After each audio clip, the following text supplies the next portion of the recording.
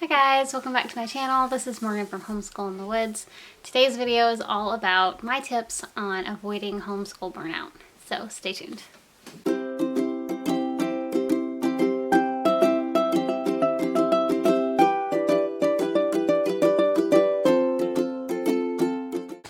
Alright, so today's video is part of a collaboration. It is hosted by Abby from Rooted in Rest and Jessica from the Waldock Way. I'm going to have their channels linked down below if you want to check them out.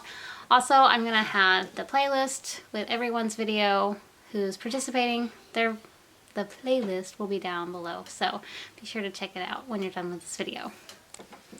Alright guys, so avoiding homeschool burnout. I think this is something that happens to everybody, so I don't know if it can really be avoided completely because it just is.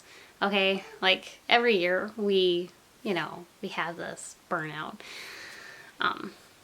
Because we have all that excitement with school starting and everything like that. You think, oh, I'm gonna just love to do this all year, but we experience it, and our kids experience burnout too. So yeah.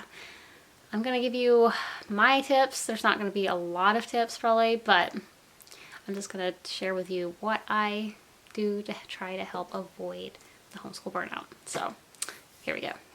Okay, number one, don't do too much. I know it's hard because when we're curriculum buying or we're trying to figure out activities for the kids to do, we always will plan and buy too much, and we feel like we have to do everything, because, we watched this person do it or we watched that person do it on a YouTube video.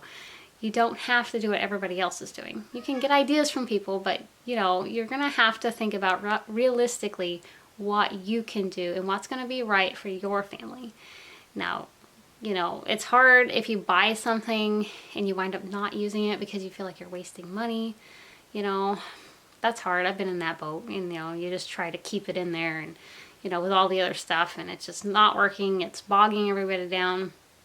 It's okay to have to stop something or put it on the shelf for a while if it's just too much, because it's just going to hurt your homeschool in the long run.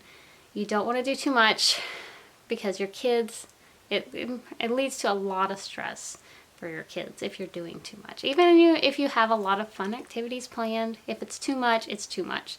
So I guess my tip is just really scale back if you have to. Like when you're planning and everything, don't plan too much. Try not to buy too much. That one's a hard one because I like buying curriculum. I like to buy books. I get excited about that. So yeah, it is really hard. I get it. But even if you buy it, you don't have to do it right away. Put it on the shelf and do it later. We're homeschoolers. We can make our own rules. We get to do things how we want to do them. So yeah, don't do too much. All right, so next is for my kids anyway. If you have teenagers, this probably isn't such a big deal.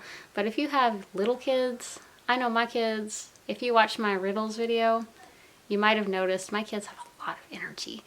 They're constantly moving. They're always talking and giggling, and they just have so much energy. I have to let them go and play in our school days. I have to take breaks. We have to jump on the trampoline.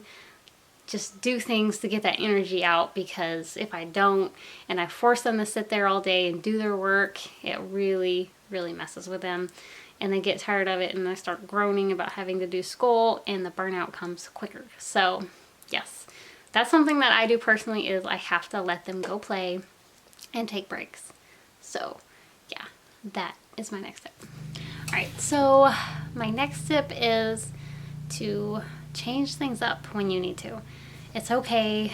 It's hard to do sometimes, but sometimes a curriculum that we're using, if it's really hard, if it has tons of busy work, sometimes you just need to change things up because it will really just burn your kids out. So that is my final tip. Don't be afraid to change things up when you need to. Alright, so that is it for this video. I hope you enjoyed, and I know it's really short. I don't have tons of tips on avoiding homeschool burnout because I think it just kind of happens, but maybe it can slow down the process a little bit.